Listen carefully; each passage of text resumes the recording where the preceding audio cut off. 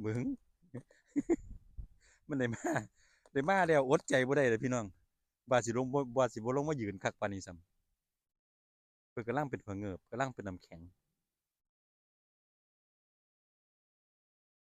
มาเห็นสถานที่จริงแล้วมันก็อดใจบ่ได้เนาะพี่น้องก่อนนี่แฮงเป็นตางามนี่ถ้าเกิดเฮาไปเบิ่งทางนั้นได้แต่ว่าบ่อยากเหยียบลงไปพี่น้องผมไปตามห้อยเก่าเขาเจ้าซื่อครับผมบ่อยากเหยียบเป็นห้อยใหม่นะเพราะบางคนเพิ่นมาย่างเล่นน้ำหลังเพิ่นก็อยากเบิ่งเนาะพี่น้องเฮาไปเหยียบเป็นห้อยเดี๋ยวมันก็ความงามมันก็เบิดไปนะพี่น้อง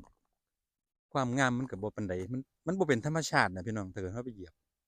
นี่เห็นห้อยคนไปอยู่นี่แสดงว่าไปได้เดี๋ยวผมสิพาย่างลงไปเบิ่งบ่รู้ได้อยู่ดอกพี่น้องแข็งอยู่ได้อยู่นี่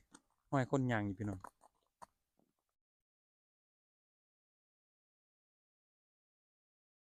ถ้าเกิดมีหมู่มานำผมอยากย่างลงไปพุ่นนั่นคิดว่าย่างลงไปได้อยู่พี่น้องเห็นห้อยเกือบห้อยคนย่างโอ้เสียงน้ำพี่น้องเสียงน้ำลั่นไปตามห้อยบุบะบุบะอยู่แต่ว่าก็ไปได้พี่น้องซ้ำนี่เพราะว่าสีของน้ำแข็งมันเป็นมันหนาอยู่แต่ว่าก็บ่มีคนย่างไป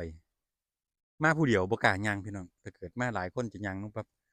ให้เขาจะถ่ายคลิปให้เฮาย่างลงไปได้อยู่